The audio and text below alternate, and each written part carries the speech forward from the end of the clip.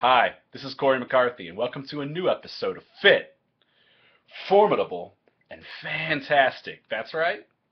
Go F yourself, and happy Meatless Monday. Now, in this episode, I'm taking on more popular vegan nutritional absurdity. I take on the overgeneralization that is the comment, the fat you eat is the fat you wear. This blanket statement is owed to one Dr. John McDougall, an American physician who authored the book The Starch Solution, among others. The Starch Solution being incredibly popular in the vegan crowd, kind of like Graham's 80-10-10, both are very often pushed as gospel. Now, not even getting into the absurd nature of suggesting one blanket way of eating for everyone, especially in light of the 2014 research on AMY1 gene copies, showing that starches are actually linked to obesity in some of the population, approximately half of the global study group. And that is due to poor salivary amylase production. But you can see the description in the link, the link in the description below for that research. I've actually done an episode on it before. But rather, this episode tackles the belief peddled by Dr. McDougall that the fat you eat is the fat you wear. Now, the question that is that you are probably asking, can consuming fat make you fat? Well, yes, but not inherently. You see, fat is an essential macronutrient for health. In fact, research demonstrates that fat intake below 20% of your maintenance calories, it actually puts you at risk for sex hormone decline. That's both men and women, so it's not just something that happens to men. Now, ketones are essential for brain health as well, and dietary fat aids in the absorption of nutrients, such as fat-soluble vitamins and minerals. Fat only makes you fat if you consume enough to put you into a caloric surplus versus what you expend per day. Now, see, fat contains 9 calories per gram.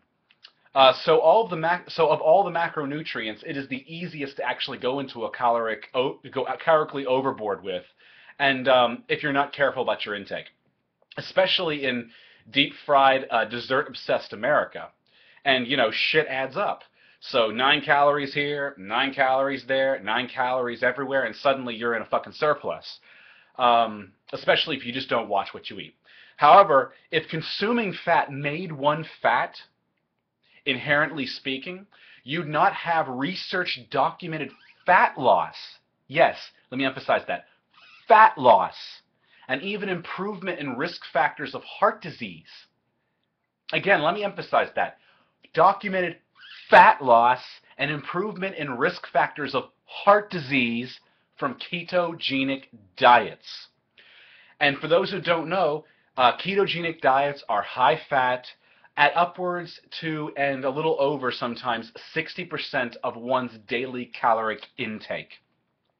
So, not even touching on the anecdotal evidence supporting higher fat diets, just looking at the research, I'm telling you right now that if that statement were true, that the fat you eat is the fat you wear, people would not be losing weight on ketogenic diets. So then, why does a high-fat ketogenic diet cause fat loss? Because there's a calorie deficit in place, despite the higher fat.